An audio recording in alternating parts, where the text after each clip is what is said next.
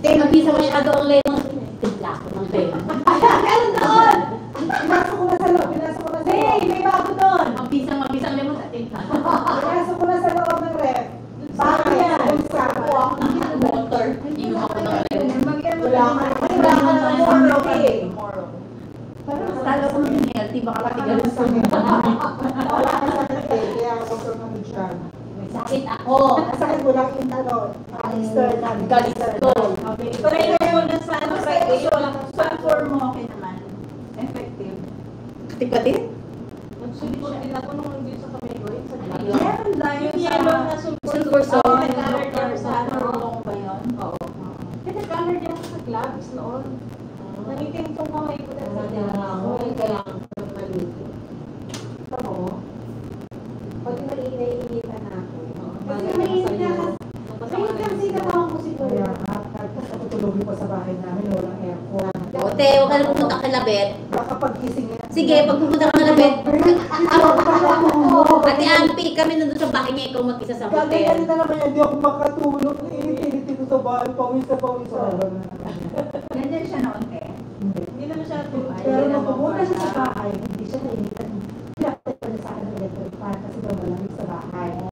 Kasi nga, lusot-lusutan mo, napakalamig malamig sa bahay. Buksan mo yung bintana. Nakabukas talaga lahat. Patayin mo na kasi malamig eh. O, kala ko ba, hindi ako, sanay ka sa aircon. Malamig na sa bahay. Pero ngayon, nung nagkaroon na ng kisame, nainit na. Baliktad eh. Di ba kung Mababa kasi. Mababa kasi. Siyempre, tulog yung ano. mataas yung ano na. Hindi, ang kisame namin standard ang taas. Yun Ganito, yun. Hindi, taas. mababa. Hindi yan standard. Yung tama lang, yung parang Mataas daw. 12, parang 12 meters, parang gano'n. Hindi, sobrang taas. Sobrang taas yan. Yung sabi namin, hindi yan mataas. Parang kaya sa may pintuan siguro, medyo taas ang konti dyan. Kaya lang. Dapat mataas. Dapat. Mga bahay na artista, Ganyan yung ngayon yung nakakaluwag daw na ano na sa mga parang ang laki-laki nila. Okay lang. Lahat mo pupunta tayo. Punta kayo sa bahay. Punta kayo sa bahay. Punta ka tayo doon.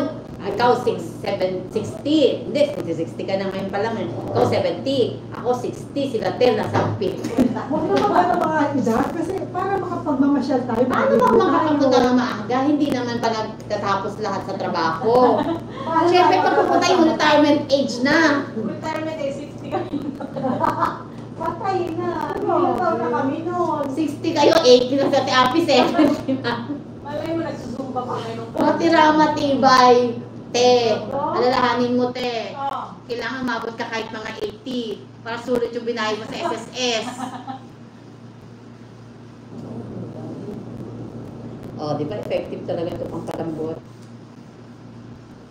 Magproliya ka na rin. Pagdating ng tanong na yung tanong ko na wala. Ano yun?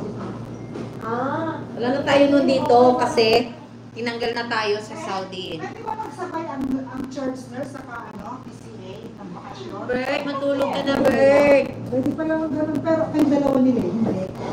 Hindi. Actually, pwede na. Kasi sa dami na ng staff. Pwede na. Di ba pumunta Pwede sa sumayaw si bakasyon, Doktor. sabay-sabay, di ba? Akong guide niya. Ha? Tulog kayo. Oo. Tapos malayo pa na, nasa banyo ko, hindi ko, Beth! Ang ingay niya. Ako sa bakod pa lang namin. Sabi ko si Ampi na yun, narinig ko. Ano narinig ko?